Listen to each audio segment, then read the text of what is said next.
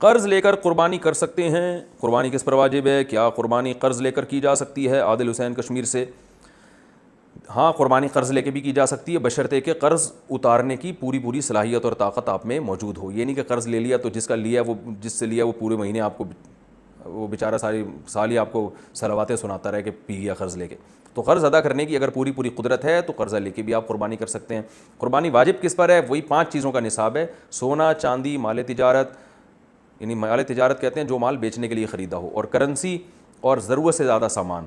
یہ 5 چیزیں اگر کسی کے پاس 52.5 تولہ چاندی کے برابر ہیں، یا 5 یا 4 چیزیں ہیں، یا 3 یا 2 یا 1 چیز بھی ہوگی، تو اس پر قربانی واجب ہے۔ بقرعید کے 3 دنوں میں اگر اتنی چیزیں رہتی ہیں تو لم سم 40-50 ہزار کی مالیت کا اگر کسی کے پاس یہ سونا، چاندی یا تجارتی مال یا ضرورت سے زائد سامان اگر موجود ہے تو آپ پر قربانی واجب ہے۔ استعمال کی چیزوں پہ قربانی نہیں ہوتی۔ آپ گھر میں کروڑوں روپے کا بھی گھر ہے لیکن اگر رہ رہے ہیں یا کرائے پر دیا ہوا ہے تو قربانی واجب نہیں ہے آپ پر۔ گاڑیاں 10 رکھی ہوئی ہیں لیکن سب استعمال میں آ رہی ہیں تو قربانیاں واجب نہیں ہے۔ لیکن ایک بھی گاڑی ہے جو پورے سال کھڑی رہتی ہے، استعمال میں نہیں آتی، تو پھر قربانی واجب ہے آپ پر۔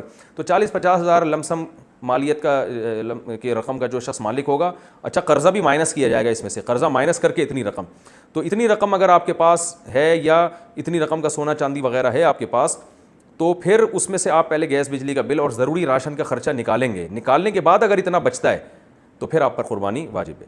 خواتین کے پاس سونا ہوتا ہے، ان پر بھی قربانی واجب ہوتی ہے، کیونکہ سونے کے ساتھ اگر 1 روپیہ بھی ہو تو پھر سونے کا نصاب نہیں ہوتا، پھر چاندی کا نصاب دیکھا جاتا ہے۔ تو اگر 1 تولہ سونا بھی کسی خاتون کے پاس ہے، بقرعید کے 3 دنوں میں کسی دن بھی آ گیا، اور 1 تولہ سونا اور اس کے ساتھ 1 روپیہ بھی اگر ہے اور قرضہ ورضہ بھی نہیں ہے، تو پھر ایسی خاتون پر بھی قربانی واجب ہے۔ آج کل خواتین قربانی نہیں کرتی، وہ کہتی ہیں کہ ہم سونا بیچ کے قربانی کریں گے، ہم پر واجب کہاں ہے؟ تو سونا تو ضرورت کا ہے۔